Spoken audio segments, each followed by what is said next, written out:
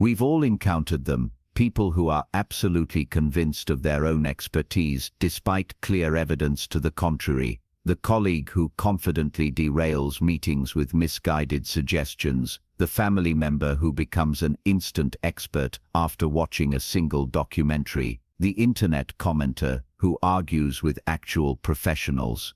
What drives this peculiar disconnect between confidence and competence? The answer lies in a fascinating psychological phenomenon discovered over 2 decades ago. In 1999, social psychologists David Dunning and Dunning-Kruger published a groundbreaking study that would forever change our understanding of human cognition. Their research identified a cognitive bias that now bears their names, the Dunning-Kruger Effect. This phenomenon explains why the least skilled individuals in a domain often dramatically overestimate their abilities, while true experts tend to underestimate theirs. As Dunning himself put it, the first rule of the Dunning-Kruger Club is you don't know you're a member of the Dunning-Kruger Club. Today we'll dive deep into this psychological phenomenon that affects us all to some degree. We'll explore its origins, mechanisms, real-world examples, and most importantly, how to recognize and overcome it in ourselves. Because the greatest paradox of the Dunning-Kruger effect is that the people most susceptible to it are typically the least likely to recognize it in themselves. The discovery of the Dunning-Kruger effect began with an unusual bank robbery. In 1995, MacArthur Wheeler walked into 2 Pittsburgh banks in broad daylight with no disguise, robbed them, and walked out. When arrested later that night, Wheeler was genuinely shocked to learn that surveillance cameras had captured his image. "But I wore the juice," he protested to police. Wheeler had covered his face with lemon juice, believing it would make him invisible to security cameras, based on his understanding that lemon juice could be used as invisible ink. This remarkable case caught the attention of psychologist David Dunning, who was fascinated by Wheeler's profound misunderstanding and complete confidence in his flawed logic. It led Dunning to question, how could someone be so incompetent that they didn't even realize their incompetence? He partnered with then-graduate student Dunning-Kruger to investigate this phenomenon systematically. In their seminal study published in the Journal of Personality and Social Psychology, Dunning and Kruger assessed participants on humor, grammar, and logical reasoning skills. After each test, participants were asked to estimate how well they performed compared to others. The results were striking and consistent.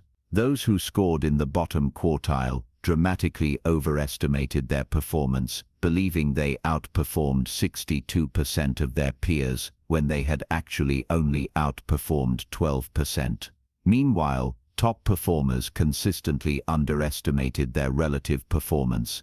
As Dunning observed, if you're incompetent, you can't know you're incompetent. The skills you need to produce a right answer are exactly the skills you need to recognize what a right answer is. This creates a double burden of incompetence. Not only do people lack the skills to perform well, but they also lack the metacognitive ability to recognize their deficiency. At its core, the Dunning-Kruger effect stems from a metacognitive deficiency, a failure to accurately assess one's own knowledge and skills. This metacognitive blind spot creates an illusion of superiority that can be remarkably resilient to evidence. The effect operates through several psychological mechanisms. First is the unknown unknowns problem. When we venture into unfamiliar territory, we lack awareness of the full scope of knowledge or skills required. We don't know what we don't know. As Dunning explains, the skills you need to produce the right answer are exactly the same skills you need to evaluate if an answer is right.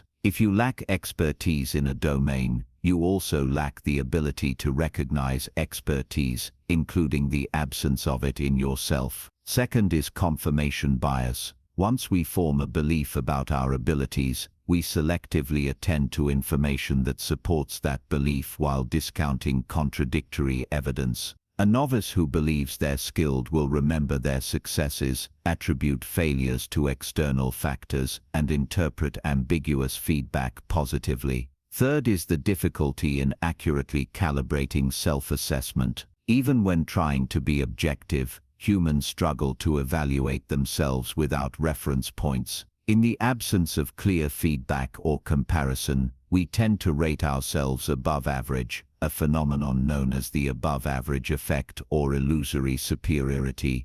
As philosopher Bertrand Russell aptly noted, the whole problem with the world is that fools and fanatics are always so certain of themselves but wiser people so full of doubts. This insight captures the essence of the Dunning-Kruger effect. Confidence and competence are often inversely related at the extremes of the knowledge spectrum. While popular culture often portrays the Dunning-Kruger effect as a simple inverse relationship between confidence and competence, the actual relationship is more nuanced. Rather than a linear relationship, researchers have identified a characteristic curve that maps the journey from novice to expert. The journey begins at what some call Mount Stupid, the peak of confidence experienced by absolute beginners who have gained just enough knowledge to feel informed but lack awareness of the vast terrain they haven't yet explored. As Mark Twain wisely observed, "It ain't what you don't know that gets you into trouble, it's what you know for sure that just ain't so."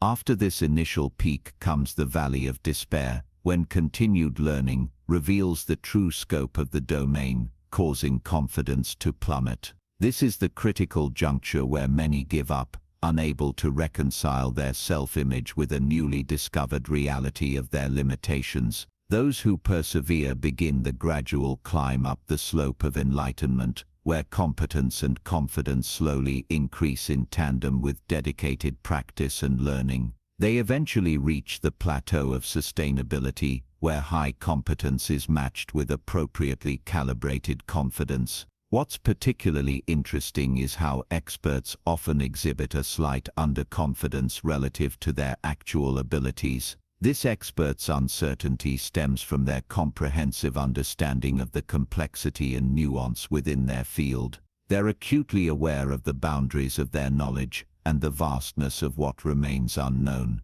As Nobel Prize-winning physicist Richard Feynman once said, "I think it's much more interesting to live not knowing than to have answers that might be wrong." This intellectual humility is a hallmark of true expertise, a far cry from the overconfidence of novices. While most experimental evidence for the Dunning-Kruger effect comes from laboratory settings and academic skills, the phenomenon extends far beyond these contexts, permeating virtually every domain of human endeavor. In professional settings, the effect manifests as the unskilled and unaware employee who consistently overrates their performance and contribution. One study found that 95% of managers believed they performed in the top 50% of their peer group, a statistical impossibility. This inflated self-assessment often leads to resistance to feedback, limited professional growth, and interpersonal conflicts. In healthcare, the effect can have life-threatening consequences.